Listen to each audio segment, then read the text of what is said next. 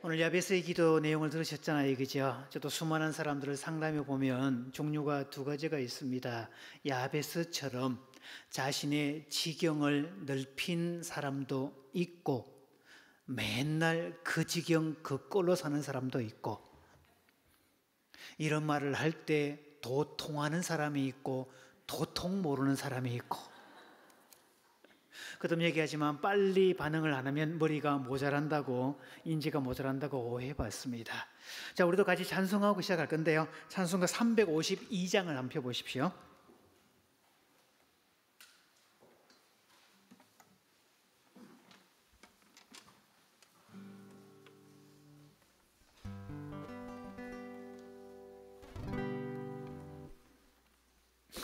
자, 일단 제목을 쭉 보시면 제목이 뭐라고 되어 있죠? 십자가 군병들아 이렇게 되어 있죠. 그러면 이 찬송곡의 노래곡은 어떤 종류의 노래일까? 가요일까? 민요일까? 동요일까? 이런 노래 종류가 있잖아요. 어느 쪽일 것 같아요, 여러분? 십자가 군병들아 이렇게 되어 있잖아요, 그죠? 그래서 보통 이제 반주할 때 뭐 이렇게 4분의 4박자니까 십자가 군병들 주 위에 일어나 이렇게 부르면 그냥 일반 4분의 4박자 느낌 맞아요. 그런데 이 곡은 뭐라고요? 군가잖아요, 그죠? 군가를 부르려면 리듬이 마취로 바뀝니다. 이렇게 십자가 군병들 주 위에 일어나 이들고 앞서 나가 강세히 싸워 주께서 성전하고 영광을 얻도록 그 군대 그늘이 사를 이긴 주신 4절 십자가 군병들아 주 위에 일어나 이날에 적점하고 본캐가 부르 순전한 군사들은 영생을 얻고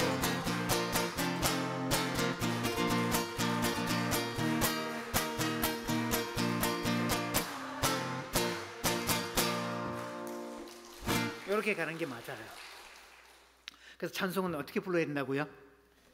힘있게 불러야 됩니다. 그래서 아무리 악한 영도 찬송 앞에서는 맥을 못 추게 돼 있어요. 사울에게 임하신 악신도 다윗이 수금을 연주하며 떠나갔더라 그렇게 돼 있죠.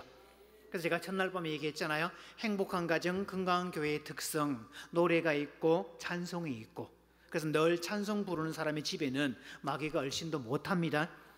찬송은 밝고 명랑하고 힘있게 그렇게 부르셔야 돼요. 자, 이번에는요 입으로 이렇게 따라해 봅니다. 쿵쿵 따리 쿵쿵 따. 시작. 옳지. 이때 따라고 할 때 박수를 치시고 발도 발박자 손박자를 같이 시작. 쿵쿵 따리 쿵쿵 따 쿵쿵 따리 쿵쿵 따. 이걸 조금만 더 빠르게 힘있게, 요거 박수를 아주 힘있게 치셔야 됩니다. 시작. 쿵쿵 따리 쿵쿵 따 쿵쿵 따리 쿵쿵 따.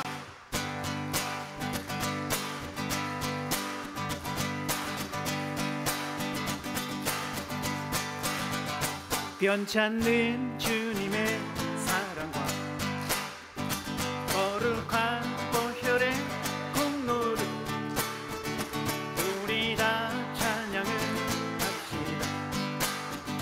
주님을 만나볼 때까지 예수는 우리를 깨끗게 하시는 주시니 그의 피 우리를 눈보라 더 희게 하셨네. 십자가 단단히 붙잡고 날마다 이기며 나가세. 머리에 멸류관 쓰고서 주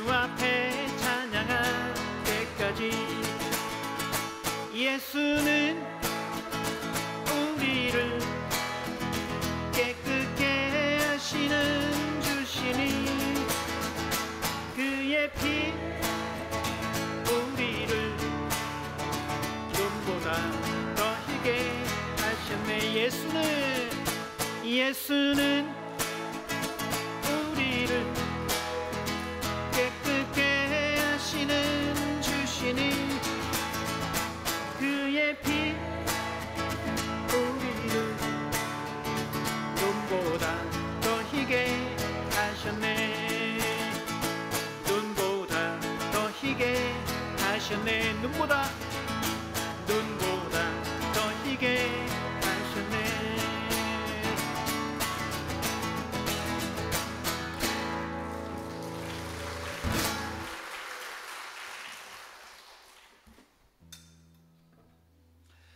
찬양이 끝났을 때 환호성을 크게 부르는 사람은 신앙 수준과 인격 수준이 정비례한다는 이야기가 있어요.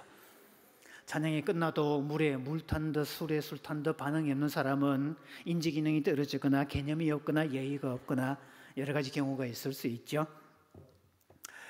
어떤 집의 이야기입니다. 어느 날 남편이 출근을 급히 하느라고, 아내는 집에 전업주부로 있는데요, 집 정리를 하다 보니까 남편이 지갑을 두고 그냥 출근을 한 겁니다. 그래서 출근한 남편에게 전화를 걸었습니다. 여보, 아침에 나갈 때 지갑을 두고 나갔대. 회사 와보니까 지갑을 안 갖고 왔더라. 근데 아내가 그럽니다. 근데 여보, 나 솔직히 감동했다. 왜? 지갑 속에 한가운데 내 사진을 넣어놨더라. 나 가끔씩 그 사진을 보면서 힘을 얻곤 해. 아내가 더 감동이 됐습니다. 힘들 때 아내를 보면서 힘을 얻는구나, 이 남자가. 겉으로 무뚝뚝한 남자 같았더니 그래도 잔정이 있고 속정이 깊은 남자구나 라고 감동을 하고 있는데, 남편이 뒷말을 한마디 더 하죠. 이보다 힘든 일이 있으려고. 듣고 보니까 자존심이 상하는데 아내가 한마디 합니다. 근데 여보, 나도 사실 내 지갑 속에 당신 사진 두고 있다. 왜? 당신도 나를 보면서 이보다 힘든 일이 있으려고 그렇게 생각해? 아니야, 나는 그렇게 생각 안 해. 그러면 당신은 어떤 생각을 해? 이런 인간도 변화시켰는데. 자, 부부로 산다는 게 생각보다 만만치 않은 그런 일들이 되는데요. 오늘은 이제 삶의 영원한 주제, 자녀에 대한 이야기를 같이 좀 보겠습니다.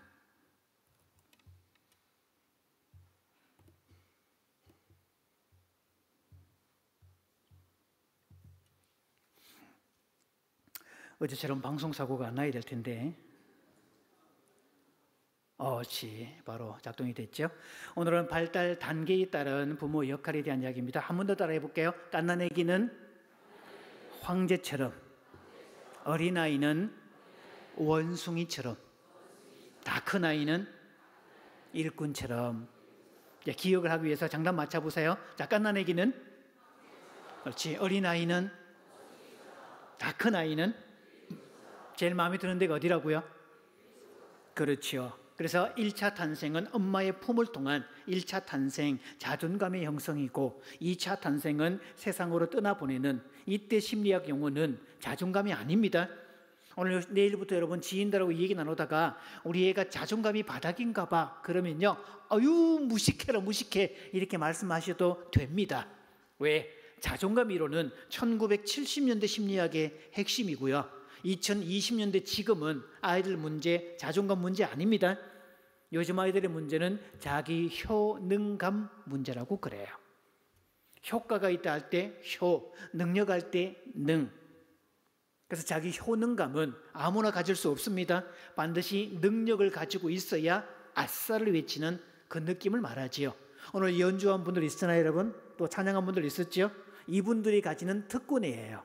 여러분이 아무리 무대에 서고 싶어도 연주를 못하면, 실력이 없으면 못하는 게 저 부분들입니다. 그래서 우리 열청을 하고 멋진 연주를 뽑았을 때 우리는 뭐라고 감탄했죠? 우월하고 했죠. 당사자는요. 그래서 아이들은 집이라는 환경을 떠나서 세상으로 나갔을 때, 자신의 능력의 주체가 될 때 아싸라는 느낌을 갖게 돼 있고요. 그때가 훨씬 더 행복합니다. 그렇게 키워야 돼요. 저는 이제 한국에서 일명 싸가지 상담사로 통합니다. 이게 남구에 있는 울산 교육연수원에 가면 거기 연구사들이 저를 지칭할 때 싸가지 박사님이라고 그렇게 소개를 해요. 아예 제가 쓴 다 큰 자녀 싸가지 코칭이라는 저 책 덕분이죠. 그래서 저 책 이후에 심리학을 다시 공부했는데 한국의 모든 심리학은 아이들 중심으로만 초점이 맞춰져 있더라. 다 큰 자녀에 대한 심리학이 아예 없더라. 드문 게 아니라 없어요. 그래서 한국은 지금 아이들의 위상이 부모보다 더 높아졌고 학교 가면 교사보다 훨씬 더 높아졌고, 그래서 학교의 교사들은 학교로 오는 수많은 상전들을 모시고 살아야 됩니다. 그래서 아이들 입장에서는요, 교사나 부모나 천한 것들에 해당됩니다. 이게 과도한 아이 존중이 만들어낸 참상이고요. 아이를 황제처럼 모실 시기는 언제뿐이라고요? 갓난아기 시절뿐입니다. 이때 아기는 절대 의존, 지가 할 수 있는 게 아무것도 없어요. 부모가 돌봐주지 않으면 살아남는 게 불가능하지요. 그때는 황제처럼 모셔야 되고, 다 큰 자녀는 지가 할 수 있는 게 다 있어요. 그래서 갓난아기는 어떤 의무도 없지만 권리만 100% 차지하고 있죠. 근데 다 큰 아이는 선, 의무, 이행, 후, 권리 획득 이렇게 가야 됩니다. 그래서 요즘 아이들의 특성은요, 권리만 찾고 의무는 아무것도 안 하겠다 이렇게 나오는 게 심각한 문제가 되죠. 그래서 아이는 발달 단계에 맞게 키워야 된다라는 이야기들인데, 저는 이 책을 내고 난 다음에 처음에 왕이 된 자녀 싸가지 고칭을 내고 난 다음에 독자로부터 밥을 얻어 먹었습니다. 저자님 저하고 꼭 만나 주시고요, 제가 밥을 사겠습니다. 그래서 만났습니다. 아니 근데 밥을 사는 이유가 있을 거 아닙니까? 왜 저한테 밥을 사겠다고 말씀하셨습니까? 했더니요, 이분은 MBC 교양 강좌 어릴 때부터 모든 것 다 대한민국에 나오는 모든 육아서를 독파했대요. 애들 잘 키우려고. 그래서 책에서 나오는 대로 그렇게 했는데 애들이 다 커 올라가더니 엉망됐고 부모한테 막 말을 함부로 하고 개념도 없고 싸가지 없고 이래서 도대체 내가 뭘 잘못했을까? 그래서 고민에 빠졌는데 해답을 찾을 수가 없었대요. 그러다가 제가 쓴 책을 보고 그 이유를 확실하게 알게 됐다. 자기 속이 시원해졌다. 그러면서 밥을 사겠다고. 자기는 밥 사는 게 기분 좋다고. 그래서 제가 밥 맛있게 얻어 먹었습니다. 그 이후로부터 저는 사명감이 생겼어요. 과도한 아이 중심의 현장, 과도한 아이 중심의 가정, 과도한 아이 중심의 학교 가서, 그래서 집은 어느 시점이 되면 부모 중심으로 바뀌어야 되고 학교는 교사 중심으로 학교가 돌아가야 된다, 이거를 가르치고 있어요. 제가 이 교육연수원에 처음 왔을 때는 주로 제가 교감 연수를 한번 간 적이 있었는데, 교감 되시는 분들 있죠? 그분들 연수를 들어갔는데 강의 중에 제가 5번을 기립박수를 받았어요. 그리고 자기가 지금까지 수많은 연수를 들었는데 이렇게 통쾌한 강의는 처음이었다. 믿거나 말거나. 자, 이제 화면 보십시오, 여러분. 글자 잘 보이시나요? 여기 있는 이 내용들은 제가 가감한 거 하나도 없습니다. 저한테 캡처해서 오는 화면 카카오톡에 그대로 오는 내용 그대로 보낸 것들입니다. 그래서 어릴 때부터 이 부모의 권위를 세우지 않으면 나중에 이렇게 당합니다. 요즘에 일선의 학교에서는요, 교사들이 이런 언어들을 직접 화법으로 당하고 있습니다. 그럼에도 불구하고 교사의 권위가 땅으로 다 떨어져 버린 그런 케이스가 되죠.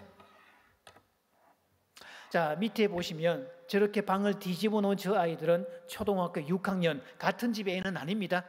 묘하게도 저한테 코칭 왔던 시기가 같은 시기에 나란히 왔는데 두 애가 보이는 증상이 똑같습니다. 통제불능입니다. 그래서 한 아이는 학교 가서 야, 너 똑바로 앉아야지, 그 말 교사가 하는 순간 A18 이 말을 혼자 중얼거리는 말도 아니고 교사를 향해서 바로 쏘아붙이고 집으로 와버리는 애. 이 집은요, 교장과 교감 선생님이 두 분이 집으로 가정 방문을 해서 어머니 죄송한데요, 아이 좀 딴 학교로 가주시면 안 될까요? 이렇게 부탁을 했을 정도로. 그래서 아이는 정신과에서 약물을 먹어도 해당이 안 돼, 상담소 해결이 안 돼, 위센터 해결 안 돼, 누구도 통제 못 해, 어떤 사람도 그거 안 돼요. 그래서 저한테 제가 쓴 왕이 된 자녀 싸가지 코칭을 보고 왔는데 우리 아이도 바뀔 수 있을까요? 제가 그 엄마한테 이렇게 얘기를 합니다. 솔직히 제 입장에서 바뀔 수 있습니다 라고 말하고 출발하면 저도 좋겠습니다. 그러나 솔직히 저는 이 아이가 회복된다 안 된다 장담 못합니다. 그러나 분명한 것은 지금 이 시점에 우리가 부모로서 역할을 아무것도 안 하면 나중에 시간이 흘렀을 때 지금 스스로를 용서할 수 있을까요? 하여튼 저는 최선을 다해서 도울 테니까 엄마는 안내하는 대로 따라와 주시기 바랍니다. 그렇게 약속을 하고 코칭을 시작을 했어요. 그 아이 그래서 몇 개월 지나서 정상 판명 다 받았고요. 학교 성실히 다니고 있습니다. 그래서 요즘 아이들이요 이렇게 나오죠. 자, 오른쪽에 저거 보시면 이 박스 보이시나요?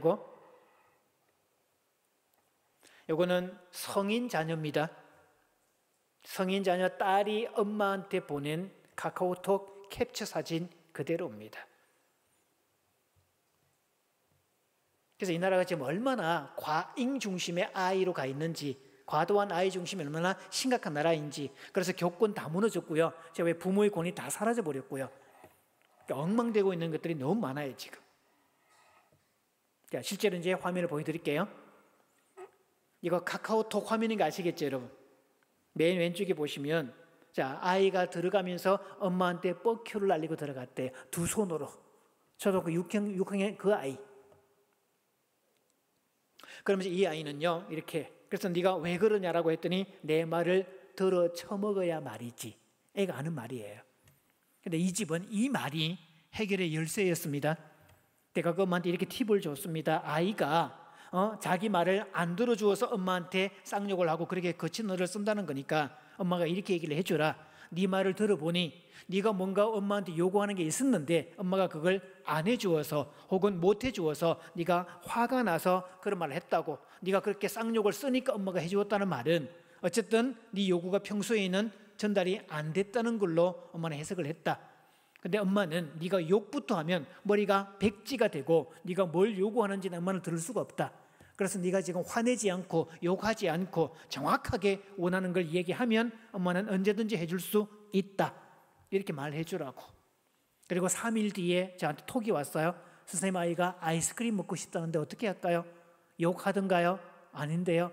쌍욕 거칠게 무리하게 행동하던가요? 아닌데요. 그러면 두 말도 없이 아이스크림 사주라고.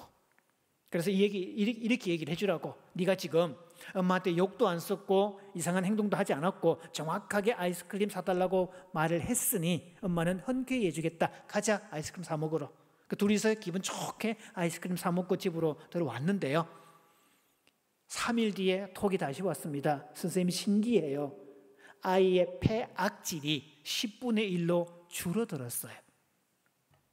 보세요. 아이는 지금 엄마하고 뭐 하고 싶었던 거예요? 연결하고 싶었던 거죠. 그래서 엄마가 겁이 많거나 또 혹은 불안하거나 엄마가 약하거나 그러면 연결권이 안 만들어집니다. 그래서 이 집은 그래서 거기를 기점으로 해서 조금씩 그래서 아이가 거칠게 행동할 때는 엄마도 말을 해주고 정리를 쭉 해나가면서 자, 오른쪽에 보시면 이렇게 나오죠. 박사님 잘 지내고 계시나요? 안부처 연락드립니다. 요즘 저희 아이는 제 시간에 학교로 가고 제 시간에 마치고 와요. 큰 발전이죠. 왜? 학교에 가서 마치고 온 적이 없어요. 얘는 첫 시간 들어갔다가 바로 뭐 욕하고 나와버린 애니까. 그런 애가 이제 화가 난다고 욕을 막 하지도 않고 그리고 또 짜증을 내고 욱할 때도 있고 화도 내지만 수위가 높지는 않고 금방 풀어지고 다니겠다는 요리학원도 잘 다니겠다고 하고 있고 중학교도 잘 다니겠다고 말하고 있고 아직도 PC방에 다니고 공부도 안 하고 핸드폰도 많이 보지만 자, 요즘처럼만 지내면 참 좋겠어요. 예전보다 한결 마음이 가벼워졌어요. 자, 너무 감사드려요. 박사님 코칭이 큰 도움이 됐어요. 이렇게 나오죠. 다른 내용도 한번 보시죠. 여기도 보시면 그 엄마가 그런 얘기를 하죠. 박사님 만나서 많은 변화가 있었습니다. 여기도 보면 어떻게 할지 몰랐는데 어떻게 하는지를 알게 되었다. 실제로 제가 코칭하는 내용이 방법론을 일러줍니다. 이럴 때 이렇게 말을 하고 이럴 때 이렇게 조치하라고. 그러면 엄마가 그대로 실행을 하면 그대로 이루어집니다. 제가 조금 전에 그 엄마한테 이런 얘기를 했거든요. 제가 안내할 테니까 엄마는 제가 시키는 대로 이유 묻지 마시고 그냥 순종하고 따라오십시오. 시키는 대로 했는데 애가 변화가 없으면 그건 제 능력 부족이니까 그때는 원망하셔도 되고 뭐 코칭비 돌려달라 해도 돌려줄 테니까 일단 안내한 대로 따라와 달라고 그렇게 약속을 하고 시작을 했던 거였어요. 자, 요 밑에도 보시면 그렇게 나오죠. 박사님이 코칭 이후 제 생각의 틀이 많이 바뀌어 있는 게 가장 큰 변화였습니다. 그동안 어떻게 할지를 몰랐는데 방향을 알게 되었다. 이게 한국 부모들의 현 주소입니다. 그래서 일선의 교사들도요, 아이를 존중해 주어라, 자존감 건드리지 마라, 꽃으로도 때리지 마라, 이런 지침만 있지 아이를 어떻게 훈계하고 어떻게 정리하고 어떻게 권위를 세우는지 거기에 대한 말 하지 않아요. 그래서 교육이 얼마나 잘못되어 있는지도 우리도 확인을 해야 되죠. 그리고 올해 오른쪽 화면 제일 위에 보시면 이 집은 아이 3명을 동시에 코칭을 의뢰했던, 여기도 이렇게 나오죠. 자, 막내 은지 사건은 박사님 말씀대로 진행했는데 너무 잘 되었습니다. 이렇게 나왔죠. 그래서 부모들은 안내받은 대로 그대로 시행했더니 결과를 얻게 되었다. 그래서 제가 부모들을 그동안 코칭했던 그 내용들을 모아서 쓴 책이 사춘기 자녀 부모 파이팅입니다. 왜? 한국 부모는 파이팅을 좀 할 필요가 있어요. 다 주눅 들어있고 상처 투성이 돼 있고 아이들을 겁내고 있고 애들 무서워하고 뭐라고 할지도 모르고 뭐라고 하면 상처될까 싶어서 말도 못하고 이렇게 나오니까 부모 주객이 뒤바뀌어 버렸잖아요. 그래서 부모로서 자신감을 가지라고, 그러면서 제가 꼭 용기를 주려고 쓴 책이 이 책입니다. 그래서 사춘기란 말 뜻, 저희 집 큰아이가 중2 때요, 지네 엄마한테 대들다가 저한테 직통으로 걸렸어요. 그래서 제가 너 따라와 임마, 여기 앉아봐, 너 왜 그러냐? 그랬더니 저 사춘기인데요. 하도 가짜내서 그래 사춘기가 나도 알아. 자, 이따가 여기다가 사춘기라고 써봐. 그랬더니 한글로 사춘기라고 했길래 한자로 써 있어. 한자로. 한자 모른다고 찾았어. 뭐 컴퓨터는 폼으로 있냐? 찾아서 써놔봐. 사춘기, 생각 사자, 봄춘자, 기가 날 때 기자, 봄을 생각하는 시기, 맞죠? 그럼 여기는 봄이라는 개념을 썼으니까 봄, 여름, 가을, 겨울, 그러면 사춘기, 사하기, 사축이, 사동기, 이거를 인생을 4단계, 4계절로 설명한 거, 이걸 생애 발달 주기 혹은 인생 발달 주기라고 그래. 참고로 니네 애비는 심리 상담학 전공이야.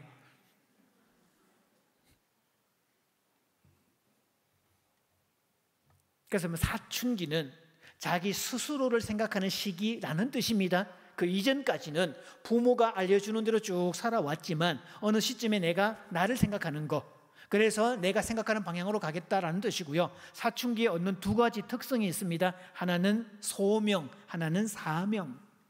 지가 어떤 길로 갈 줄을 알아. 사춘기가 되어서 내가 악기를 연주하는 게 이렇게 행복해, 나 이거 할 때마다 정말 살맛이 나, 그러면 나는 악기를 하겠다고 그때부터 방향을 잡고 가는 이야기. 그래서 사춘기는 배로 말하면 진수식하는 그 시기를 말합니다. 배는 육지에서 만듭니다. 물 위에서 만들지 않잖아요. 육지에서 만든 배를 이제 완성된 배를 어떻게 하던가 여러분? 완성된 배, 물이 다 띄우죠. 이걸 진수식이라고 그래요. 그래서 모든 배는 진수식을 통해서 그때부터 물 위에 띄워진 배는 배 스스로가 움직이고 배 스스로가 목적에 의해서 활용되는, 그렇게 되죠. 그러니까 사춘기란 말은 만들어지기까지 부모 역할이 다 끝났고 이제 완성된 배가 물 위에서 자기 목적으로 가는 시기, 즉 부모 입장에서는 기본적인 양육, 기본적인 피딩 끝났고 부모는 그때부터 아이는 방향만 딱 멀찌감치 바라봐주면 되고 아이가 스스로 지 인생을 꾸려갈 시기가 됐고 부모 역할 끝. 그리고 부모는 그때부터 본인의 인생에 투자할 수 있는 해방의 시기, 그때가 사춘기입니다. 그래서 사춘기가 됐다는 말은 부모는 아싸를 외치면서 이제 그동안 못다한 일을 해야지, 직업적으로도 구하기도 하고 취미생활도 하고 자기 공부도 하고 이런 거 다 할 수 있는 시기. 왜? 애는 스스로가 갈 수 있는 때가 됐으니까. 그게 사춘기라는 뜻이에요. 우리가 일반적으로 말하는 그런 것들은 전부 다 엉망입니다. 그거는 싸가지 없는 짓들입니다. 볼게요. 자, 반항과 무기력 속에서도 길은 있다. 혼란스러운 사춘기, 부모가 중심을 잡아야 된다. 이 내용은 제가 출판사가 열심히 저한테 보내준 내용들입니다. 우리 애가 사춘기인가 봐요. 그저 태풍 지나기만을 기다리고 있어요. 질풍노도의 시기 아닌가요? 지랄 총량의 법칙이 있다는데 저 지랄을 다 끝내야 되는 거 아닌가요? 김정은이가 함부로 못 내려온 이유가 중2 때문이라 그러는데 그런 애를 어떻게 이길 수가 있냐고요. 자, 이런 말은 사춘기 자녀에게 발급된 뭐라고 했죠? 면죄부. 이건 지극히 당연한 현상 아닙니다. 사춘기도 병리적 사춘기가 있고 정상적 사춘기도 있어요. 제가 아는 집사님의 아들내미는요, 초등학교 1학년 때부터 지 꿈은 셰퍼가 되는 거다. 그래서 식구들 사이에서 내 꿈은 요리사 되는 거야. 나는 셰퍼가 내 꿈이야. 난 요리할 때가 가장 행복해. 그때부터 모든 사람에게 자기 꿈은 셰퍼라고 항상 얘기를 합니다. 그래가지고요, 한 초등학교 2학년 정도일 때부터 엄마가 주방에서 칼질을 하면 엄마 잠깐 나오세요. 미리 유능한 셰프가 이런 거 하는 거예요. 지가 엄마 칼을 딱 뺏었다가 지가 막 칼질을 하고 같이 뭘 다듬고 있으면 엄마하고 같이 다듬고. 자, 놀랄 준비하셔야 됩니다. 이 아이가 초등학교 5학년 때 엄마의 생일 밥상을 그 아이가 차렸습니다. 아무리 남의 자식이지만 좀 놀라주십시오. 엄마의 친구들을 부른 자리였어요. 그 밥상을 본 엄마의 친구들이 뭐라고 했을까요, 여러분? 그때 아이와 그 엄마는 뭐를? 더 놀란 거, 아이가 다 막 엄마 친구들의 칭찬을 받고 막 세상에 이걸 네가 만들었냐, 초등학교 5학년 대단하다, 미래의 셰프가 된다더니 벌써 유능한 셰프 못지않네, 대단하다, 장래가 촉망된다, 너 진짜 멋지다, 오늘 음식 맛있었다, 웬만한 주부보다 낫다, 막 칭찬을 다 해준 거죠. 그럴 때마다 애가 뭘 외친다고요? 그리고 애가 마지막 집에 갈 때 이렇게 말합니다. 올해는 제가 한식으로 모셨고요, 내년 이맘때는 양식으로 모시겠습니다. 그 아이가 양식을 배우기 시작했거든요. 그런데 비록 지금 나는 양식을 잘 못 만들지만 1년 뒤에는 양식을 잘 만드는 유능한 존재가 되어 있을 거다. 자기 능력에 대한 기대, 자기 능력에 대한 믿음, 그것을 자기 효능감이라고 그래요. 아마 그 아이 틀림없이 그 다음에 친구들 불러서 양식으로 생일 밥상 차려냈을 겁니다. 그 아이요, 고등학교도 마에스트고 이런 거 요리 전문 고등학교로 갔고 대학 진학하지 않았고 바로 호텔로 취직했고, 그 엄마가 이런 표현을 씁니다. 우리 애는요, 단 한 번도 사춘기를 한 적이 없어요.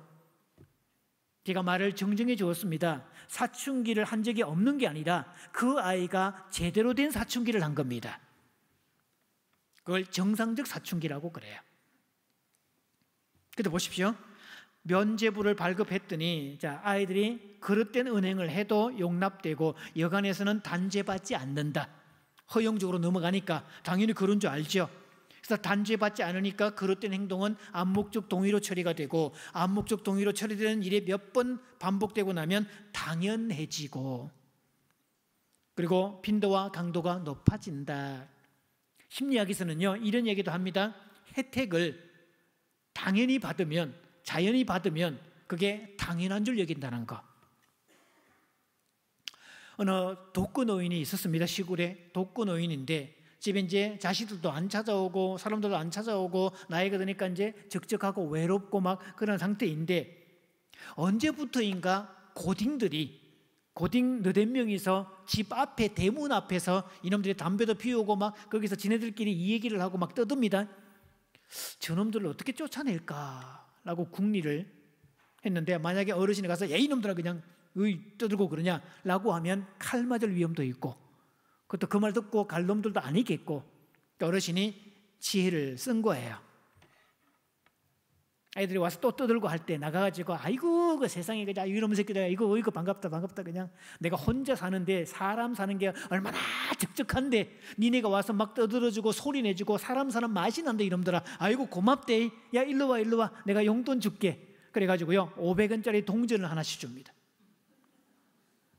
니네가 와서 나로 하여금 살만나게 만들어줬으니까 오늘 500원씩만 갖고 가라. 한 3일을 그렇게 500원씩 다 줍니다.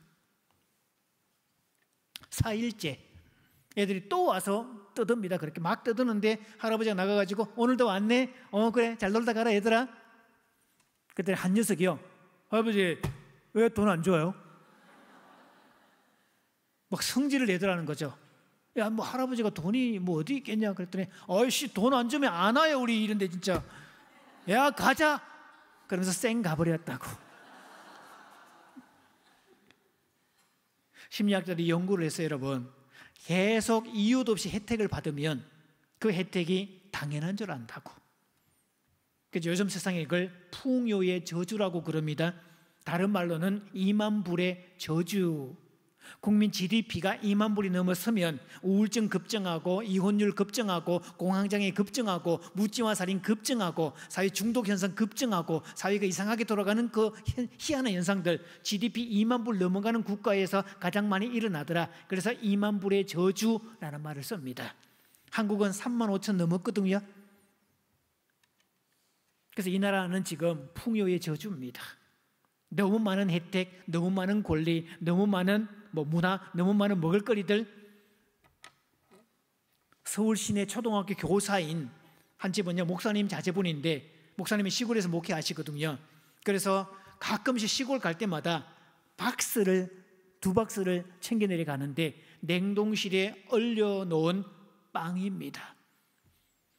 학교에서 이렇게 빵을 이렇게 지급을 하고 나면 애들이요 다 안 먹고 집어 던지고 쓰레기통에 다 집어넣고 그 교사가 그걸 다 챙겨다가 아까우니 한꺼번에 못 먹으니까 그걸 냉동실에 얼려놨다가 혼자 또 못 먹으니까 시골 갈 때 아버지 갖다 드린다고 그걸 박스에 담아서 갖다 드리는 거예요. 그러니까 성경 시편에는 어떤 사람이 이렇게 기도하잖아요. 하나님이 나를 부하게도 마시고 가난하게도 마옵소서. 너무 부자가 되면 하나님을 모른다 할까 두렵고 너무 가난하면 구차하고 구걸할까 두렵다. 나를 부하게도 마시고 가난하게도 마옵소서. 이 사회가 진짜 풍요의 저주, 특히 울산과 거제는 돈 자랑하지 마라라는 말이 있거든요. 이 동네가 그 동네 아닌가요? 더 재미있는 사실은요, 저희 강사들 세계에서는 거제하고 울산에서 강의 요청을 받으면 강사비를 네 마음껏 불러라, 애누리 없이 바로 취급하는 동네가 두 동네인데 거제하고 울산이다. 그럴 정도로.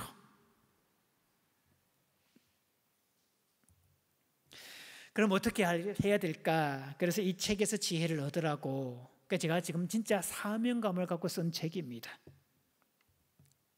옛날에는요, 아이들의 문제가 결핍의 문제였습니다. 맨 왼쪽 그림 보시면 한자로 육아전서라고, 이거 1960년대 벤자민 스폭 박사의 육아전서. 그 당시 1960년대 미국 가정에는 서재에 3권의 책이 꽂혀 있는데 하나는 성경, 두 번째는 마가렛 미첼의 바람과 함께 사라지다는 소설, 그리고 세 번째 벤자민 스폭 박사의 육아전서. 저 책은 아이들 교육의 성경으로 불립니다.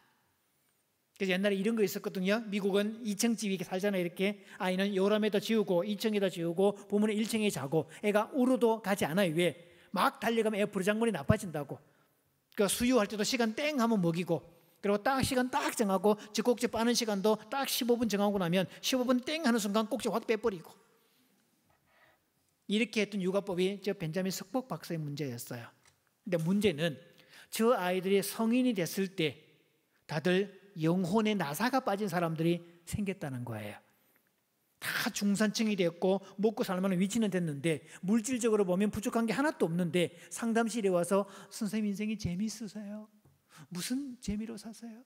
저는 좋은 것도 없고요, 나쁜 것도 없고요, 재미있는 것도 없고 애틋한 것도 없고 낙도 없고요, 아무런 개념도 없어요. 이런 사람들이 생기더라. 불감증 환자들. 그래서 역추적에서 조사를 해보았더니 벤자민 스폭 박사의 육아법으로 큰 아이들 감정을 차단해버렸더라. 그런 면에서 전 세계에서 갓난아기를 대하는 그 열정, 육아 방식 쌓는 이 느낌은 전 세계에서 한국이 최고입니다.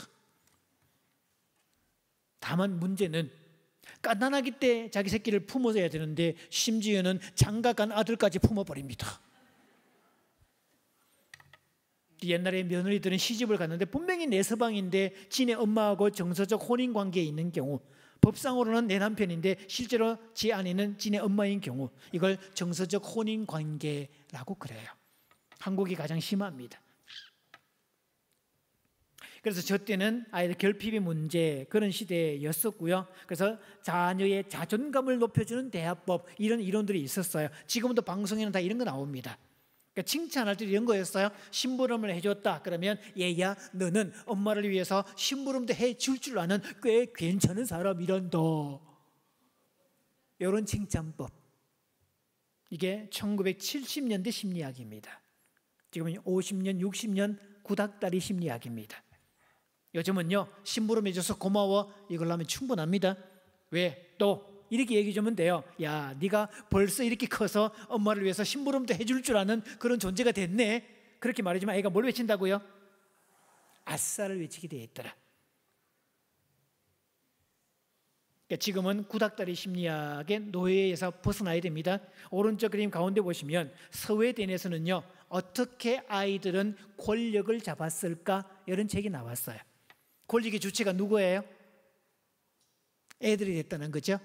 집안에서 채널 선택권의 주체 애들 돼버렸고, 저 식사 메뉴 선택권 주체가 누구예요? 애들 돼버렸고. 그래서 남자들의 비위가 그거 아니에요 다? 채널 메뉴 선택권도 애들이 우선이고 아빠는 2차로 3차로 빠져버렸고 순위에서 제외돼버린. 그래서 과잉이 문제가 되고 있는 그런 케이스가 많아요. 그래서 풍요의 저주란 말 썼죠. 마틴 셀리그먼이라고요. 이 사람은 펜실베이니아 대학의 심리학과 교수입니다. 현대인들의 우울증이 증가하고 공황장애 급증하고 이런 이유는 이기주의 때문에 그렇다. 지만 생각하는 거, 자기만 생각하는 거. 그래서 제가 첫 시간에 얘기했잖아요. 하나님께서는 사람이 독처하는 것이 보기 좋지.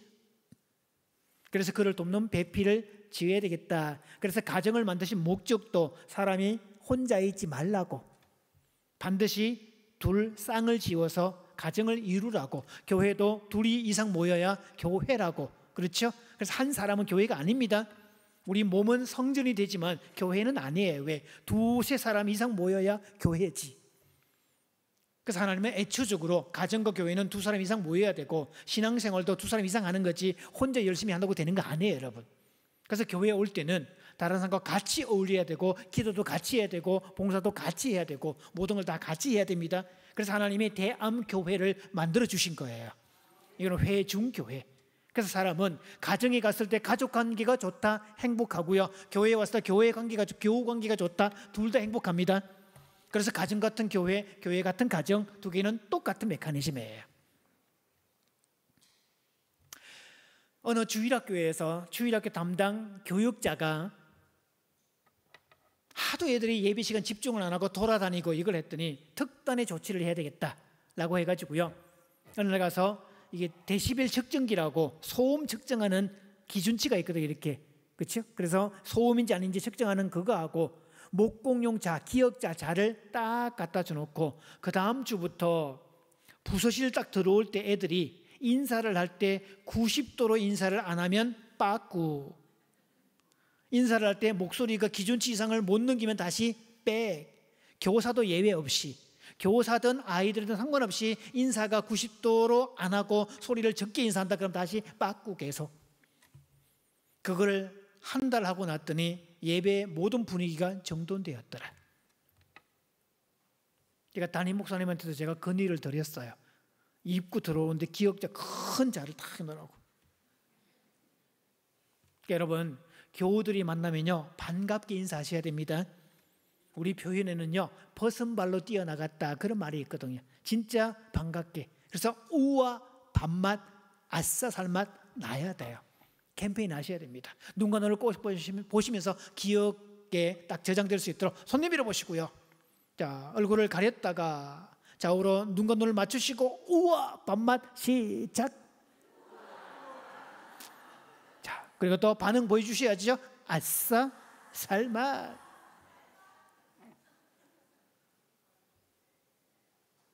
그래야 행복하지. 그럼 세상을 살면서 내가 누군가에게 우와 밥맛 했을 때 상대방이 아싸 이렇게 반응해줘야 행복하지. 나는 반갑다고 우와 밥맛 했는데 왜 그러냐? 이렇게 나오면 상처받잖아요, 여러분. 피차가 이상하고 그분과 교류하고 싶지 않지. 그러니까 어디를 가도 환영받는 존재일 때 그때가 행복하잖아요, 여러분. 사람은요, 누구를 만날 때, 반색할 때 얼마나 반가워요? 그 행복이지. 자, 한 번 더 따라합니다. 갓난 아기는 황제처럼 모시고, 어린아이는 원숭이처럼 놀아주고, 다 큰 아이는 일꾼처럼 써먹어라. 이게 발달 단계에 따른 부모 역할입니다. 그러니까 최소한 학교를 들어갔다, 학령기 나이가 되었다, 다 큰 아이입니다. 그 아이들을 황제처럼 모시면 안 됩니다. 아이를 싸가지 없게 만드는 방법입니다. 그게 다 큰 아이는요, 아이가 스스로 할 수 있는 그런 주체가 된 거고, 그래서 시골에 농사 지을 때도, 저도 시골 출신이라서 벼농사 짓고 다 지켜봤잖아요. 지금 한창 이제 모내기 시작하고 그럴 때 아닙니까? 곧 습지식물이에요. 모는, 벼는. 그래서 물에서 탄생을 해서 물속에서 자라는데, 가을에 여러분 이삭이 패고 연글 때 물 계속 공급하든가요? 물 빼든가요? 물을 빼죠? 왜요? 그때는 뭐 할 때다? 결실할 때, 연글 때, 그때는 물을 빼야 돼요. 그래서 자식은 전폭적으로 안을 때가 있고 내 품에서 내보낼 때가 따로 있습니다. 그래서 고양이과 짐승들은요, 새끼가 어릴 때 지극정성으로 사냥에다가 먹잇감 구해다가 뜯어먹이고 다 하는데, 애가 어느 정도 크고 나면 독립의 주체를 만들죠. 두 가지를 확인합니다. 첫째, 자기 보호 능력. 두 번째, 사냥 능력. 그래서 호랑이나 사자나 같은 고양이과 동물들은 새끼일 때는 어미가 짐승을 잡아다가 새끼들 앞에 찢어가지고 새끼들을 먹입니다. 그러다가 조금 크면 쥐나 토끼 같은 조그마한 동물들, 살아있는 걸 통째로 가지고 와서 새끼들 앞에 던져주죠. 그럼 새끼들이 그걸 잡기도 하고 도망가기도 하고, 그러면서 이제 근육도 키우고, 그러다가 좀 더 크면 어미하고 사냥을 같이 나가죠. 그리고 어느 시점이 되면 둘을 분리 독립합니다. 영역 표시하잖아요. 오줌을 싸서 이게 내 영역, 네 영역. 그래서 새끼가 허락도 없이 들어오면 물어 죽이기도 합니다. 지구상에서 가장 고등 동물이라는 사람만 그 짓을 안 합니다. 그래서 다 큰 자식은 떠나 보내야 됩니다. 이게 이 원리예요. 그래서 한국은 엄마 아빠만 있고 어머니 아버지가 없더라. 갓난 아기 때는 엄마 아빠가 맞고요, 다 큰 아이는 어머니 아버지로 부활돼야 되고 거듭나야 됩니다. 그런 부분에서 한국은 아버지들의 역할을 할 줄 모릅니다. 아버지 역할은 네 가지가 있거든요. 자, 첫째, 한국 아버지들이 가장 잘하는 거, 공급자 기능, 서플라이의 기능. 저 자식 굶기지 말아요. 여기에 관한은 세계 톱입니다. 40대, 50대 과로사율이 가장 높은 나라. 그냥 물불 안 가리고 몸이 부서져도 악착같이 일하는 남자들, 특히 울산과 거제 남자들.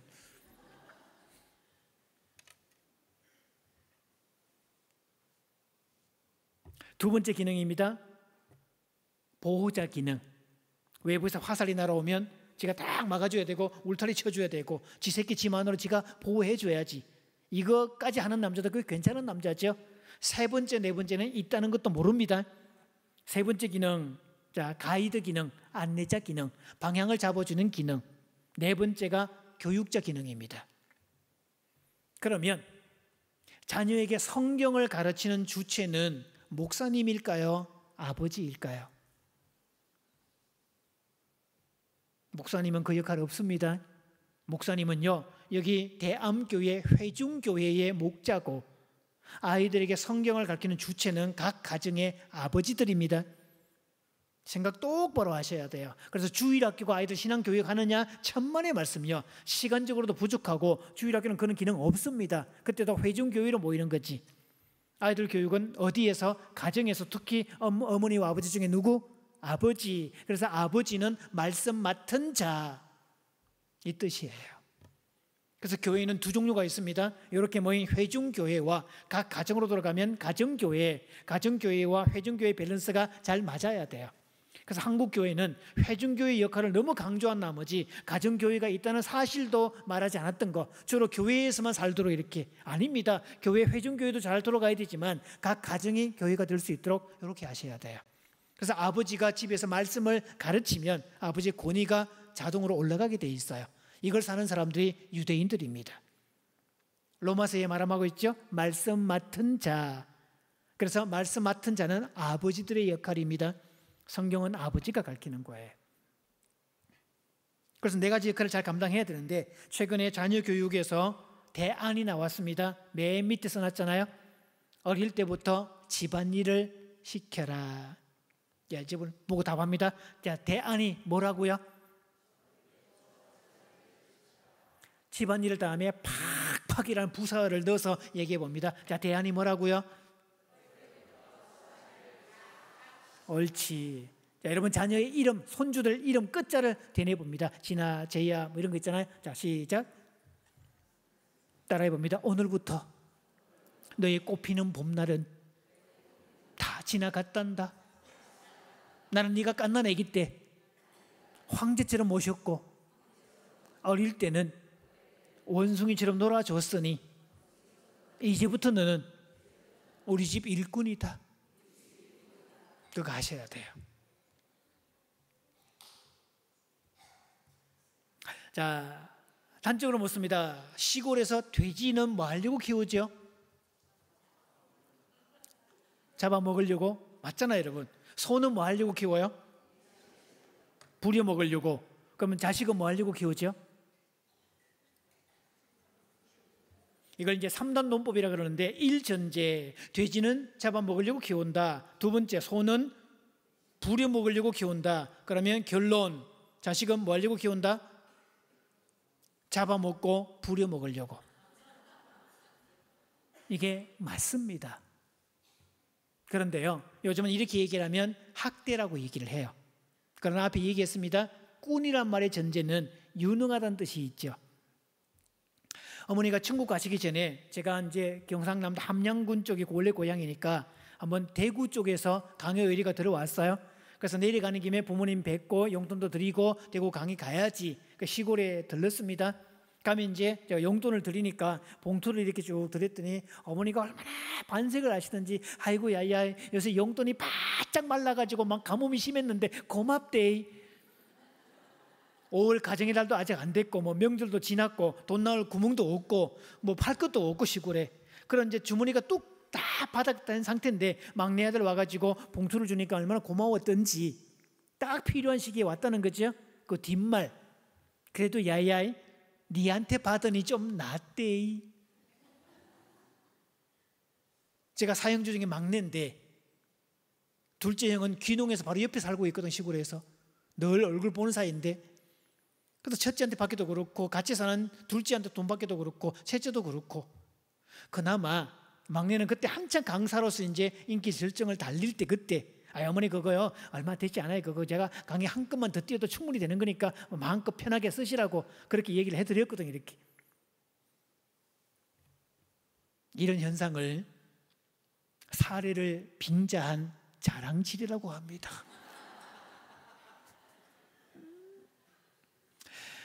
그렇게 반색을 하고 좋아하시면서 그냥 아이고 고맙대 고맙대 진짜 용돈이 바짝 가물어가지고 그랬는데 진짜 고맙다 잘 쓸게 그러면서 막 고마워하시게 제가 얼마나 기분이 좋았던지 그러면서 제가 대구로 운전하고 가고 있는데요 마음속에 그냥 찡 하고 올라오는 게 있었어야죠. 내가 자식 입장에서 용돈을 드리고 싶어도 드릴 게 없는 상황이면 그것처럼 안타까운 게 뭐 있어야 다?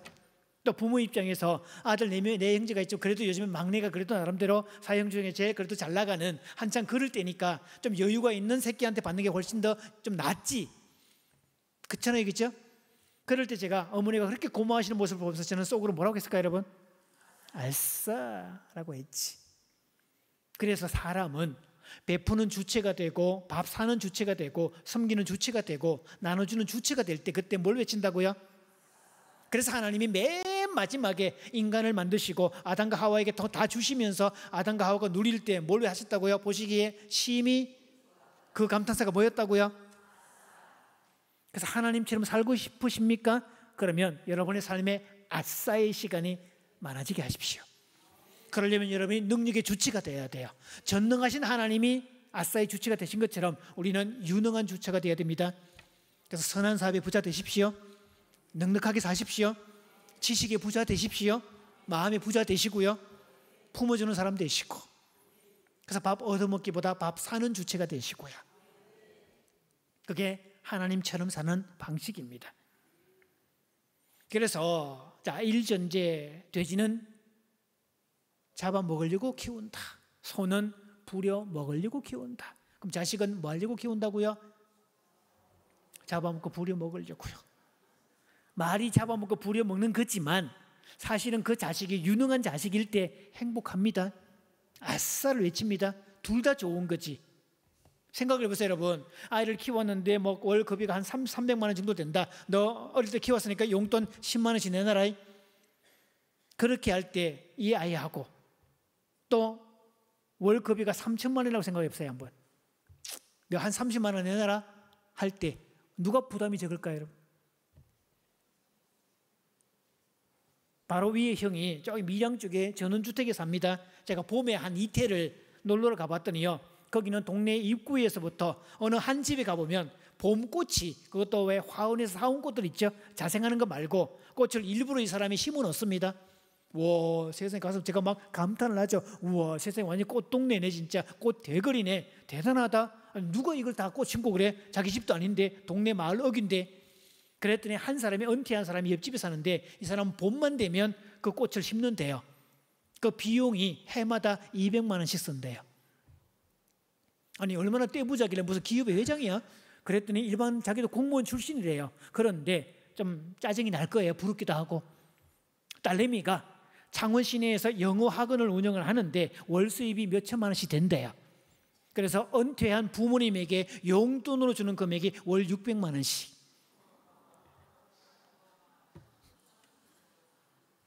그래가지고 딸내미한테 내가 마을에서 꽃 사가지고 이런 걸 한다 그랬더니, 아버지 언제라도 부족하시면 말씀만 하시면 내가 그 비용 지원하겠다고. 그럴 때, 그래서 이 양반은요, 꽃 만들고 정리할 때 사람들이 뭐라고 하죠? 동네 오는 사람마다 꽃을 보고 감탄하고, 누가 심었냐 감탄하고, 대단하다 그러고, 막 딸 자식 얘기하고, 그럴 때마다 속으로 뭘 외친다고요? 그게 키워서 잡아먹는 겁니다. 자, 여기 보면 이 통계가 이제 그림을 보시면 한국 통계가 아니에요. 미국 사람들 얘기니까 저 동네도 비슷한 것 같아. 그래서 공부하느라고 학원 다니느라고 집안일에 손 놓은 아이들 부모들도 시키지 않는다. 왜? 성적 떨어질까 싶어서. 미국의 성인 남녀 1,001명 중 자녀에게 집안일을 시킨다는 사람은 28% 뿐이라고 되어 있는데, 한국은 점을 콕 찍어서 2.8%라고 해야 될걸요. 일 진짜 안 시킵니다.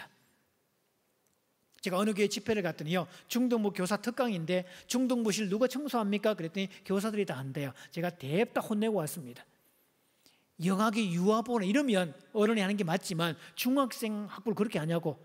근데 더 놀란 것은요, 그 담당 교육자가 임원들 불러다가, 야, 니네들 방이고 니네가 청소해야지 했더니 애들도 두말 없이 네. 그 말은 어른들이 안 시켰다는 뜻이에요, 여러분. 그건 당연한 이야기입니다. 자기 방이라는 권리를 얻었잖아요. 그럼 자기 방 청소해야지. 자, 오른쪽에 나옵니다. 하지만 전문가들은 아이들에게 집안일을 시키는 것이, 저 빨간 글씨들 읽습니다. 시작.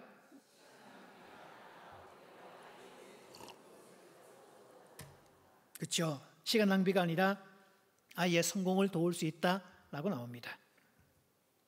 그래서 오늘날 부모들은 아이들이 독서나 학교 공부처럼 성공에 도움되는 일을 하면서 시간 보내기를 원하는데, 그런데 아이러니하게도 우리는 아이를 성공으로 이끄는 입증된 한 가지를 하지 않고 있다. 그게 뭐라고요? 집안일이다. 아이들이 처음으로 내가 아닌 다른 사람을 위한 일을 하게 되면서 남을 돕는 일의 중요성을 배우고 성취감, 책임감, 자립심까지 기를 수 있고 사회적으로 성숙한 사람으로 기른다. 한마디로 요약하면 인성입니다. 인성교육의 핵심은 뭐부터 하면 된다? 어렵지 않습니다. 집안일을 시키면 됩니다. 집안일을 시킨다는 말은 시키는 주체가 부모고, 수직의 주체가 부모고, 아이들은 하위라는 개념을 알게 되는 거고, 아이가 당연히 하게 된다는 거고, 또 아이가 집안일을 하게 되면서 얻는 뭐가 있죠? 자기 성취감, 자기 효능감을 느끼게 하는 거예요. 자, 그래서 마틴 로스먼 미네소타 대학 명의교수가 성인 84명을 대상으로 인생을 유아기 10세, 15세, 20대 중반 4단계로 나눠 살펴본 결과가 나오죠. 박스 안의 내용 읽습니다. 시작.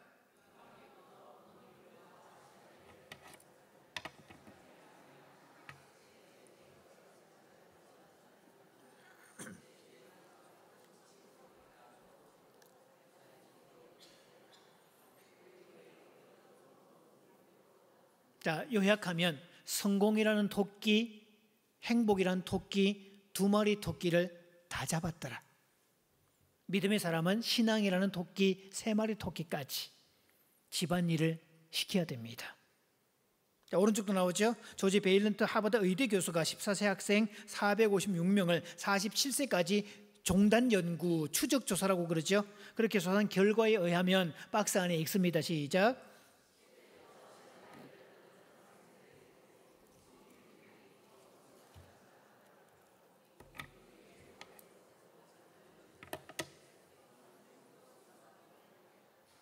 똑같은 내용이죠. 성공과 행복, 두 마리 토끼 다 잡았더라.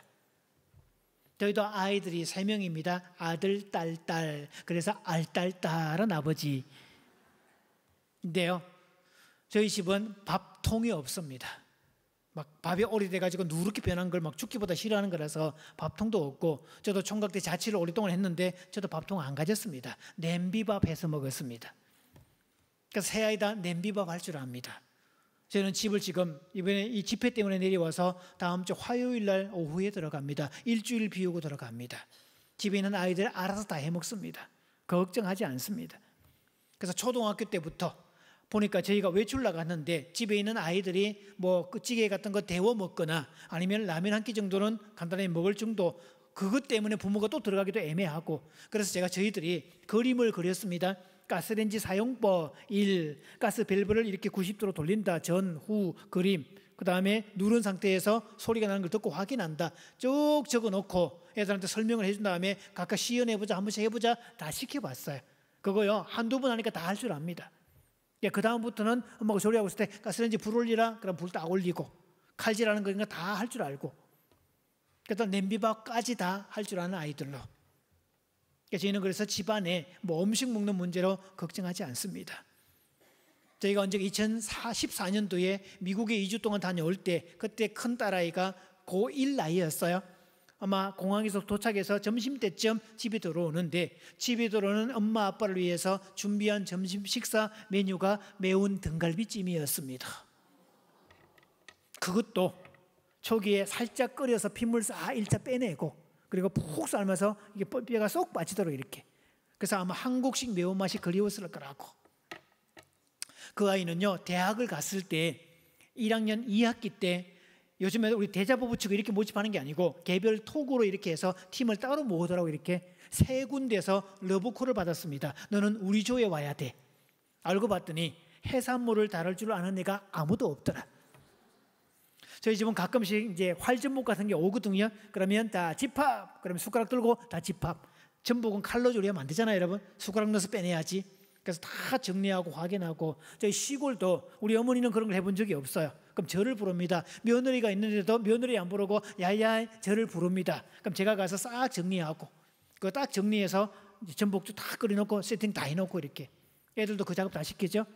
아이가 제주도로 갔는데요, 전부 다 전복 보고 망연자실. 그래서 내가 진두지휘, 자 따라하기, 숟가락 들고, 그리고 전체 정리를 다 하고요. 자기 조원들 아침에 그래서 전복 살 가지고 칼집 내서 씹버터구이 만들어내고, 내장 가지고 전복죽을 쫙 끓여내고 밥상을 쫙 차렸잖아요. 친구들이 뭐라고 했을까요, 여러분? 당사자는요, 아싸. 그 아이가 MT를 다녀오자마자 옷도 안 벗고 자기 무용담을 막 설명을 합니다. 갔더니 애들이 막 전복 보고, 어떤 애는 우는 애도 있고 전복을 처음 만지는 애도 있고, 내가 그거 만지는 거 옆에서 쳐다보고 막 놀리는 애들도 있고, 다 그랬더라고. 내가 밥상을 차려줬더니 막 좋아가지고 입이 째졌다고 다들. 그럴 때 애가 뭘 외쳤다고 이렇게? 그래서 아이들 외국에 생활하고 그런 거 할 때도 문제가 되지 않는. 그리고 막내 딸아이는요, 동네 카페에서 알바를 할 때 그 1차로 5명을 뽑고 2차를 실기시험을 봤는데, 카페 주인이 좀 아주 지혜로웠죠. 그 후보생 5명 아이들한테 레몬 하나씩을 주면서 칼로 썰어보라고. 왜? 그런 거 한 번도 안 해본 아이들이 그렇게 많다는 거죠. 그래서 저희 막내딸이 이제 그걸 칼질을 쭉 했습니다. 봤더니 너 되게 가지런하게 썰었네. 얘가 이렇게 말합니다. 아, 이거요 집에서 늘 하는 일인데요. 그래서 사장이 두 말도 안 하고 집에서 늘 하는 일, 그 한마디에 초자를 채용을 한 겁니다. 왜? 집안일을 해본 아이는 일에 대한 개념을 알게 돼 있고, 그래서 그때부터 이 아이가 이제 알바를 시작을 했는데요. 보통의 아이들이 일 딱 시키고 나면, 지 일 끝나고 나면 그때부터 이거 하고 있죠, 이렇게. 얘는 일머리가 있잖아요, 이렇게. 지 일 끝나고 나면 쭉 둘러보다가 필요하다 싶으면 그 일도 또 합니다. 시키지 않은 일도 알아서 합니다. 사장 입장에서 누가 이쁘겠냐고요. 그런데 그 카페가 손님들이 와서 어느 때부터인가 사람들이 막 칭찬을 합니다. 아니, 어쩜 이렇게 꽃을 예쁘게 갖고 오셨어요? 와, 이 카페에 오면요, 꽃이 진짜 예뻐요. 이 주인은 꽃을 죽이는 사람이거든요. 자기는 화분 관리하고 정이 없는 사람인데 어느새부터인가 꽃이 이렇게 활발하고 막 꽃이 활짝 피어 있고 생기가 돌고 그래요. 이거 누가 했는가 봤더니 저희 막내딸. 꽃이 시들시들하면 그걸 밑에 가서 확 부어가지고요, 밑에 그 순한 데들어 흙을 마삭 깔고 이런 거 해가지고 정리해주고 장가지 쳐주고 이런 작업을 했더니 식물이 팔팔하게. 그래서 매년 봄만 되면 몇만 원 지어주면서 네가 필요한 꽃 사오고 네가 꾸며라. 아니, 전권을 주었어요. 그 아이가 5년 연속 알바를 하고요, 이제 졸업반 되면서 시간 없다고 그만두기는 했습니다만, 그만두고도 지금도 서로가 연락하고 조율하고, 카페 사정도 지나가다가 더치커피 하나씩 갖다 주고 가고, 지도 뭐 이렇게 쿠키 만들면 막 갖다 주고, 이렇게 서로가 이렇게 연결되었던 거죠. 집안일을 팍팍 시켜야 됩니다. 결론 나오죠? 그래서 10대 이전부터 집안일을 시켰던 아이들이 어른이 됐을 때 훨씬 더 행복했고 직업적으로 성공했더라. 집안일을 시키는 방법도 중요한데요, 이렇게 나옵니다. 집안일을 어떻게 시킬까? 자, 첫째, 여기 보시면 제가 이 자료를 티타임즈라는 포털 사이트에서 인용을 해왔어요. 여기도 보면 빨간 바탕에 뭐라고 되어 있죠? 이게 구닥다리 심리학입니다. 행동이 아니라 사람을 칭찬이라. 아까 얘기했죠? 심부름을 해줬다. 얘야, 너는 엄마를 위해서 심부름도 해줄 줄 아는 꽤 괜찮은 사람이란다. 요 칭찬법. 이게 70년대 칭찬법이에요. 지금은 그렇게 하지 않으셔도 됩니다. 행위와 칭찬. 심부름 해줘서 고마워. 설거지 했네. 기특하다. 이런 거 하면 돼요. 옛날처럼 그렇게 하지 않아도 됩니다. 두 번째, 설거지 했다고 용돈 주기 이런 거 하시면 안 됩니다. 그거는 당연히 해야 될 일이고, 어떤 집은 자기 방 청소했다고 용돈 준다는데 말도 안 되는 소리입니다. 자기 방은 자기 방이라는 특권입니다. 그러면 자기 방 관리라는 기본 의무가 들어가 있어요. 그래서 방 관리는 기본적으로 해야 되고, 그 관리할 능력이 안 되면 그거 가질 능력 없습니다. 특히 아이들 휴대폰 관리할 능력 없으면 가질 자격 없습니다. 이놈의 스마트폰이요, 가정을 다 깨고 있다는 거. 제가 스마트폰 이름을 정했잖아요. 스스로 마귀가 되어서 트집을 잡는 이상한 폰이라고. 그래서 모든 것은 다룰 만한 능력이 돼야 얘기하는 거지. 그래서 운전면허도 여러분 보세요. 그래서 성인이 되어서 운전면허를 따고 운전하게 하지, 이걸 안 하면 무면허 사고 나는 거고 엉망되는 거죠. 그러니까 스마트폰도 마찬가지.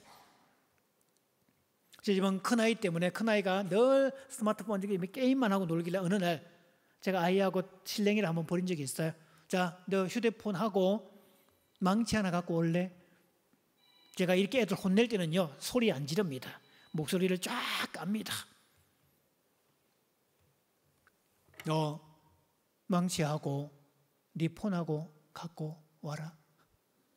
애가 앉았길래, 자, 얘 이름이 뭐냐? 나 이름이 뭐냐고. 폰이지. 폰이 뭔데? 전화기지, 그지? 전화기 용도가 뭘까? 너 전화하는데 뭐 가끔씩 우리가 전화하면 전화도 안 받고 무음해 놓고 통화는 할 일이 없고 이런 상황이고, 내가 너 쓰는 거 보니까 게임만 하고 있고, 그래서 이거 왜 갖고 있냐고. 이거 내가 까부시고 다 깨버리고 네가 원하는 건 게임기 아니냐? 그래서 닌텐도 그거 사러 가자고. 이거 깨고 닌텐도 사줄 테니까 그걸로 해. 이거 왜 갖고 있냐? 그렇게 제가 절대로 소리 안 지릅니다. 조용하게 얘기하지. 근데 그게 더 무섭다는 거 알죠? 그래서 어떤 권리는 반드시 의무를 이행하고 난 다음에 얻는 거지. 그것도 초등학교 이상이 되면 아이들이 원한다고 주는 거요. 그거 구닥다리 심리학입니다. 한국 부모는 애가 원하는 거 하게 하고 원하지 않는 거 시키지 마. 이게 좋은 부모라고 세뇌되어 있어요. 이거는요, 교육 철학이 아니라 미국 현대 교육의 아버지, 공교육의 아버지 존 주이라는 사람의 사상입니다. 아이가 원하는 대로. 지금 교육 현장은요, 교사가 원하는 대로 아닙니다. 아이가 원하는 대로지. 신앙생활은 하나님이 원하시는 대로 우리가 따라가는 거지, 우리가 원하는 대로 하나님이 따라오는 거 아니잖아요. 교육이 뒤집어졌다는 이야기는 학교는 교사가 주권자가 돼야 되고, 교사가 권리를 가져야 되고, 권한을 가져야 되고, 교사가 방침을 갖고 가는 거지, 학생이 따라가는 거지, 교사는 종이 아니거든요. 지금 시대는 학교 가보면 교사들은 천한 것들 돼 있어요. 불쌍하지 아주. 그래서 용돈을 함부로 주면 안 됩니다. 용돈 할 때마다 막 수고했어, 그래서 이거 줄게. 예. 제가 잘못 만졌어요 금방. 다시.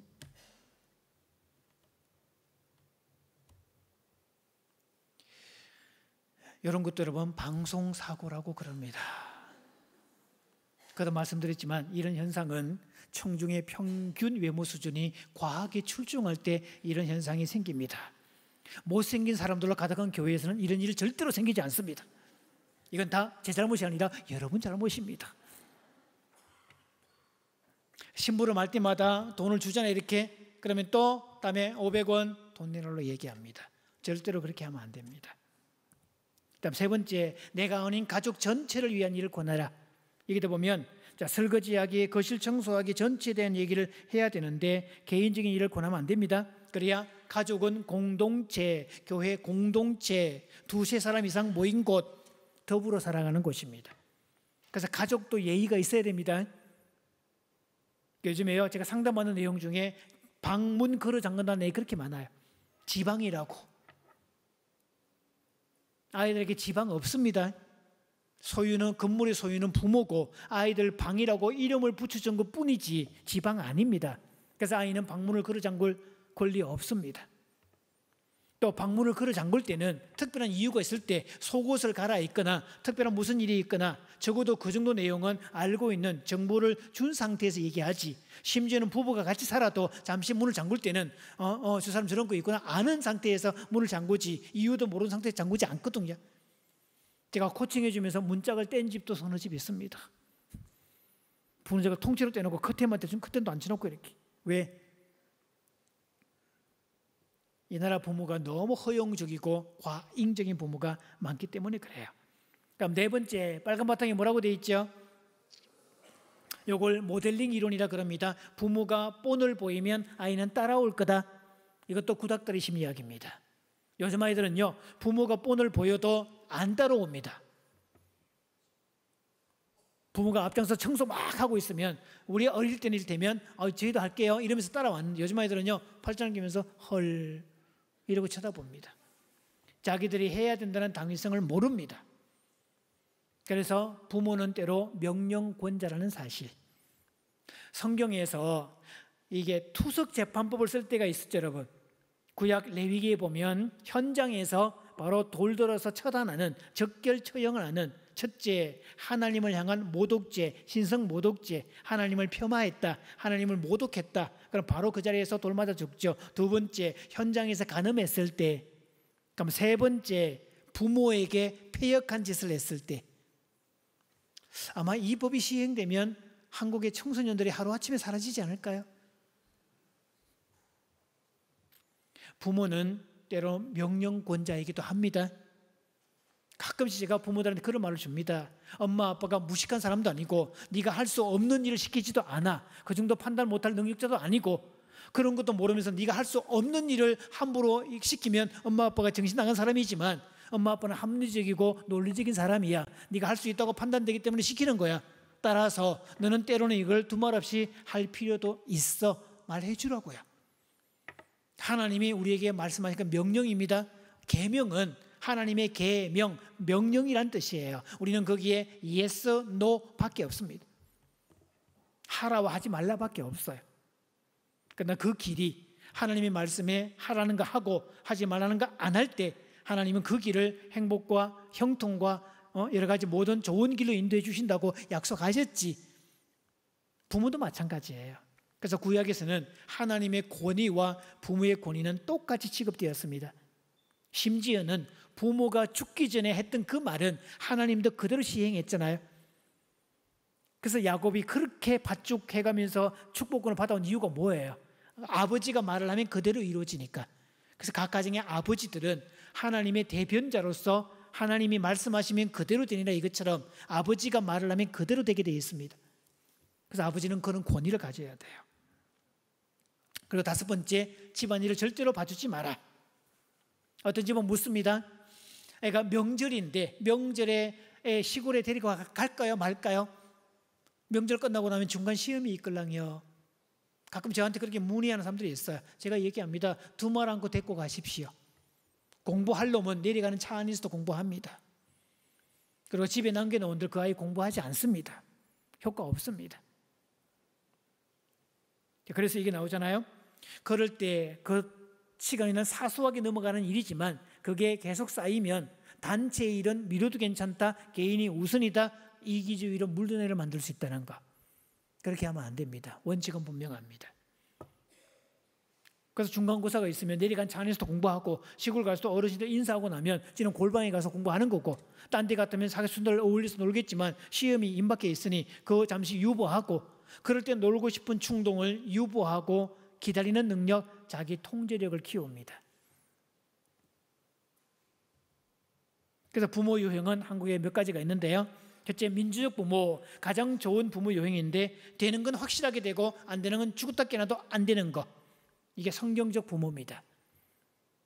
그다음 두 번째가 권위적 부모, 우리 부모님 세대예요. 되는 건 별로 없고 안 되는 것만 있는 부모. 차라리 유형이 2번입니다. 한국의 많은 부모, 요즘 부모들 세 번째, 허용적 부모, 연약한 부모죠. 노가 없고 예스만 있는 부모. 네 번째, 과잉적 부모, 예스 플러스 예스. 물론 학대하는 부모는 부모 자격 없는 거고, 이런 경우. 그래서 과도한 아이 중심이 한국의 부모들로 하여금 허용적 부모와 과잉적 부모를 만들었다는 사실. 허용적이고 과잉적일 때는 갓난아기 때뿐이고 학령 이상이 되면 민주적 부모로 바뀌어야 됩니다. 그래서 부모도 부모 역할을 따로 배워야 되고요. 이게 한국의 최성희 박사 얘기하는 감정 코칭의 핵심도 감정을 받아주라는 데 초점이 있는 게 아닙니다. 감정은 받아주고 행위는 하는 주체가 되라고 이렇게 만든 거지.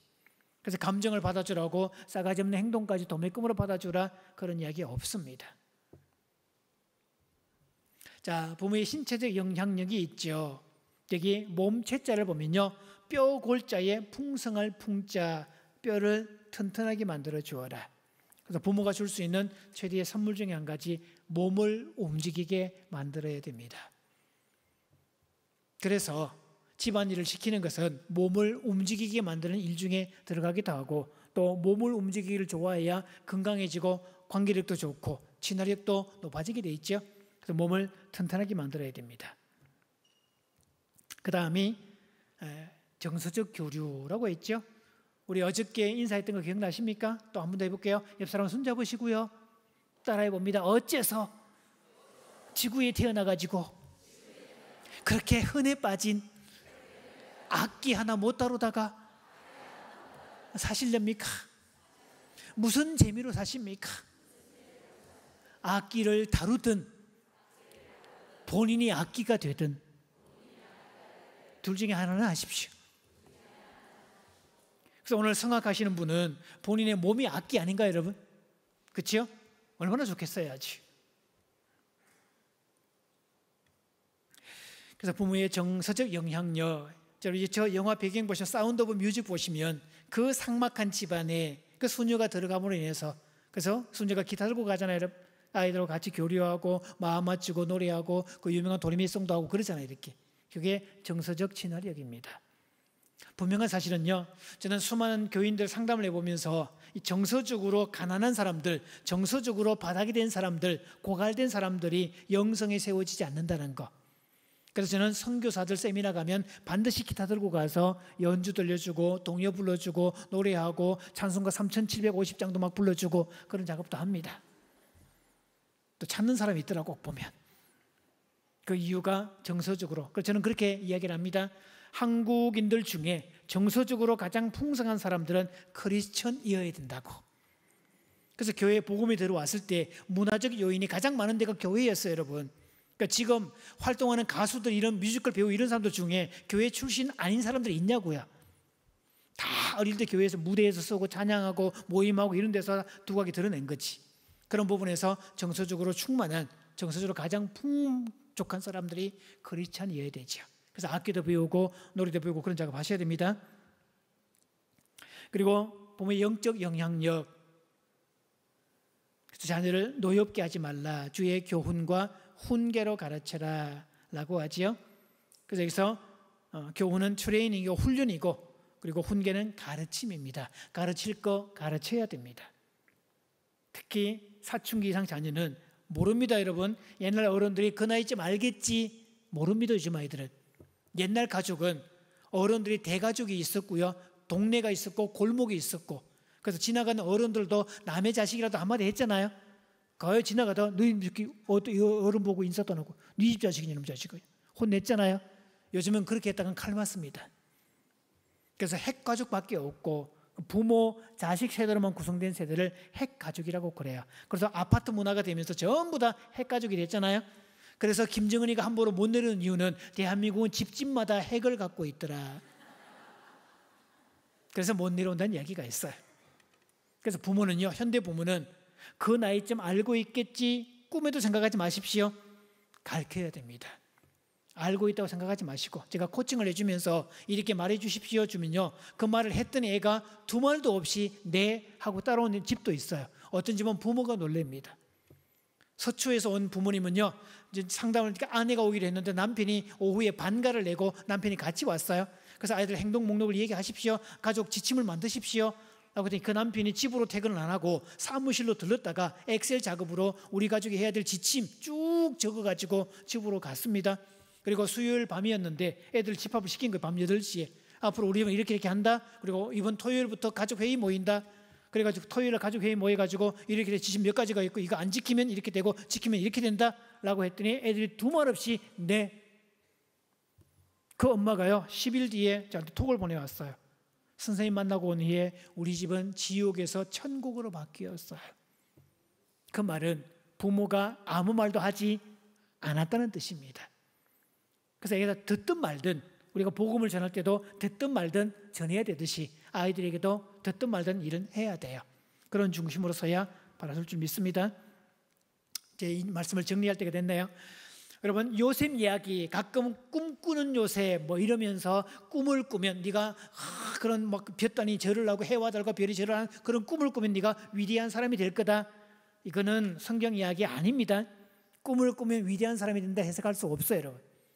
성경에서 창세기에서 요셉 이야기는 유다와 다말 얘기가 쭉 가다가 갑자기 38장이 훅 끼어듭니다.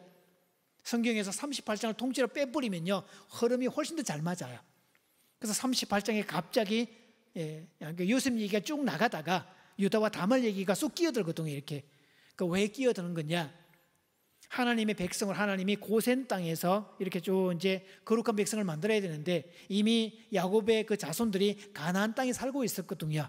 그래서 그 가나안 땅에 살고 있던 하나님의 백성들이 가나안 문화에 동화가 되어서 하나님의 백성으로 정체성이 사라질 위기, 그게 유다와 다말 사건입니다.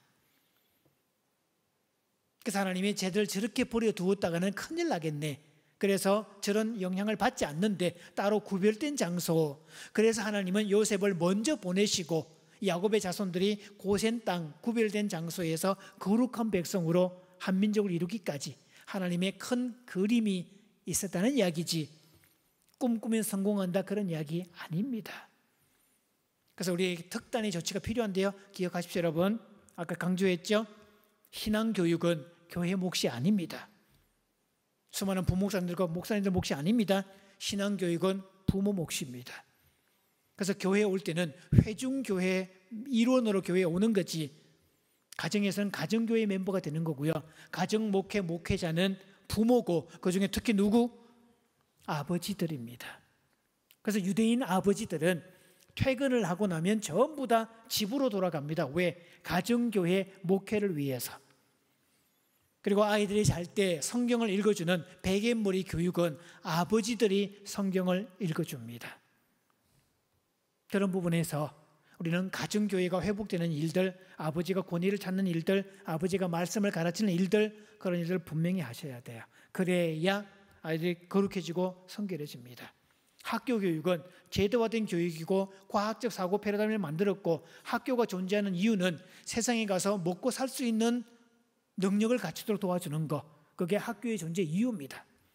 그래서 학교는 신앙교육과 지혜교육이 된, 인성교육이 된 사람을 학교로 보내서 기능교육을 첨부해서 밸런스가 맞도록 하는 거지, 학교 보냈다고 모든 게 끝났다, 천만의 말씀이요.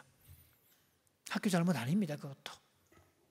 그래서 교육의 주체가 부모라는 사실을 꼭 기억을 하고, 마지막 경건가정과 세속가정, 조나단 에드워드라고 미국의 영적 각성운동을 일으켰던 이 가정, 그래서 믿음의 터 위에서 저렇게 가정을 세웠더니 세상에 영향력을 행사하는 사람들이 나왔고, 그때 당시 방탕한 마크 주커라는 사람은 방탕한 여인과 결혼했더니 후손들이 전부 다 별의별 사회에 문제가 되는 사람들만 나왔더라. 한 사람의 경건과 기도는 이렇게 영향력 있는 행사를, 자손들을 만든다는 거, 우리 부모에게 있는 몫입니다. 이거 하고 이제 말씀을 마칩니다. 여기 보시면 맨 마지막에 무지라고 되어 있죠. 무지. 지구의 역사에서 다 무지 시대였습니다. 한국도 5,000년 역사에서 대부분 현대화된 교육이 있기 전까지, 학교가 있기 전까지 보통 사람들은 교육을 받을 수 없었어요, 여러분. 교육은 원래 귀족들, 왕족들의 전유물이었지. 그래서 제도화된 교육이 나오면서 이렇게 일반인들의 교육이 만들어졌고, 한국이 이 정도 먹고 사는 것은 학교 덕분 맞습니다. 그건 부정할 수 없습니다. 그러나 학교 교육은 생존 교육이지 신앙 교육도 아니고 지혜 교육도 아닙니다. 그래서 학교를 보냈더라도 반드시 신앙 교육과 지혜 교육은 부모가 해야 되고, 그 밸런스를 맞춰야 된다는 거. 그래서 학교는 여기서 형이 하학만 가르칩니다. 즉 과학적 패러다임, 눈에 보이는 세계만 강조하죠. 그러니까 신앙은 형이 상학적 요소입니다. 철학의 요소, 메타피직스. 그래서 세상 교육과 신앙 교육의 밸런스가 맞아야 되고, 우선순위로 따지면 여기는 지혜 교육이고 이건 지식 교육이에요. 지식보다 지혜가 더 올라간다는 사실. 자, 이 모든 내용 다 잊어도 좋고요. 오늘 단 한 가지만 기억하셔도 됩니다. 오늘부터 집안일 막 팍팍 시켜도 된다는 사실만 기억하셔도 대박 많습니다. 자, 그 다음 자녀 끝자 한 번 더 되뇌봅니다. 제야, 진아, 한 번 더 시작. 따라해봅니다. 오늘부터 너의 꽃피는 봄날은 다 지나갔단다. 너는 오늘부터 우리 집의 유능한 일꾼이다. 자, 너의 행복과 너의 성공을 위해서 집안일을 팍팍 해야 된다. 생각을 해보세요, 여러분.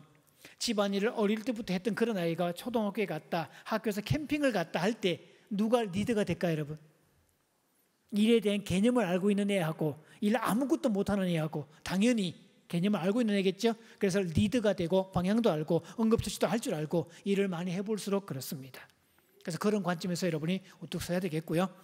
그래서 자식은 발달 단계에 맞게 키워야 되는 거, 우리 마지막 구호 외치고 마치겠습니다. 제가 깐난아기는 그러면 황제처럼 이렇게 외쳐주시고, 군인처럼 준비됐죠? 자, 깐난아기는, 어린아이는, 다 큰 아이는, 다시 깐난아기는, 어린아이는, 다 큰 아이는. 자, 그렇게 발달 단계에 맞게는 잘 키우시고, 그래서 부모 교육에도 성공하는 여러분 모두가 되시기를 주님 이름으로 축복합니다. 잠시 기도합니다. 하나님, 오늘 말씀을 같이 공부했습니다. 아이는 발달 단계에 맞게 키워야 된다는 사실을 알았습니다. 또한 신앙교육과 지혜교육은 부모의 몫이라는 사실도 알았습니다. 부모가 교육의 주체가 되겠습니다. 부모로서 교사가 되겠습니다. 내 아이 내가 가르치겠습니다. 내 아이 신앙과 지혜는 반드시 내가 가르치겠습니다. 학교에다 맡기지 않겠습니다. 그래서 이런 결단하는 부모들 기도를 들으시고, 이 지역에서 가장 지혜롭고 똑똑하고 탁월하고 뛰어난 그런 아이들, 그런 학생들이 많은 교회가 되게 하여 주옵소서. 세상에 많은 사람들이 이 교회에 와서 하나님을 알고 하나님을 알므로써 세상 지식을 능가하는 지혜를 습득하는 그런 아이들로 세워 주시옵소서. 예수님의 이름으로 기도합니다. 아멘.